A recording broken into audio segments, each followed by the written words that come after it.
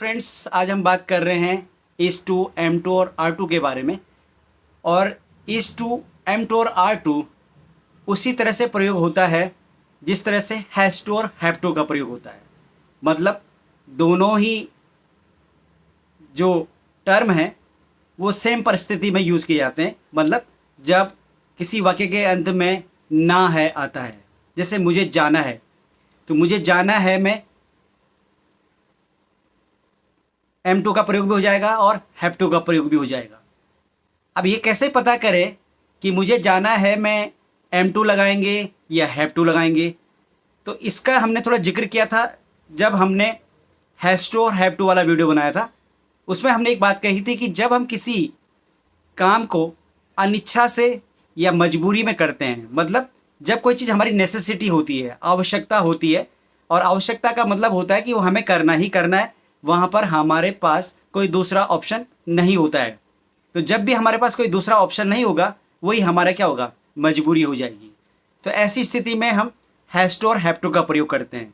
लेकिन अगर हम किसी काम को अपनी इच्छा से कर रहे हैं, इच्छा से मतलब जब हमारा किसी काम को करने की प्लानिंग पहले से ही हो, कोई काम हमारा पहले से शेड्यूल हो, तो इसका मतलब अगर हम किसी काम को पहले से शेड्यूल करके रखे हुए हैं या हमने उसकी प्लानिंग पहले से करी हुई है, इसका मतलब हमारे उस काम को करने की इच्छा है।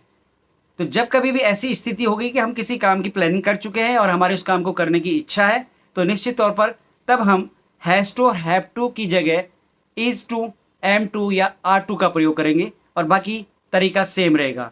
मतलब जो इसका तरीका होगा सेंटेंस का निर्माण का, वो होगा subject plus is to slash M2 slash R2 plus first form of the verb की फर्स्ट फॉर्म आएगी प्लस अदर वर्ड्स या ऑब्जेक्ट। इस क्रम में लिखा जाएगा।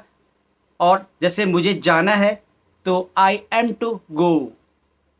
और अगर इसी काम को हम अनिच्छा से कहें या मजबूरी है, तो मुझे जाना पड़ता है या मुझे जाना है, यहाँ पर हम कहेंगे आई हैव टू गो। तो अंतर समझिएगा कि जब किसी काम को इच्छा से करते हैं तो वहाँ पर कहेंगे मुझे जाना है, आई एम टू गो, और अगर मजबूरी है, मुझे जाना है, तो आई हैव टू गो। ये मूल अंतर है दोनों में, हैज़ टू हैव टू में और इज, एम, आर और टू में। अब देखिए कुछ सेंटेंसेस देख लेते हैं इच्छा वाले। जैसे मुझे अंग्रेजी सीखनी है, इच्छा है मेरे प्लानिंग है, तो I am to learn English. तुमको अंग्रेजी सीखनी है, you are to learn English. Ram को अंग्रेजी सीखनी है, Ram is to learn English. मुझे अंग्रेजी बोलनी है, I am to speak English. उनको अंग्रेजी बोलनी है, they are to speak English. उसको अंग्रेजी बोलनी है, he is to speak English. मुझे खेलना है, आई एम टू प्ले। तुमको खेलना है, यू आर टू प्ले। उसको खेलना है, ही इज टू प्ले। मुझे गाना गाना है, I am to sing a song. उसको गाना गाना है, he is to sing a song.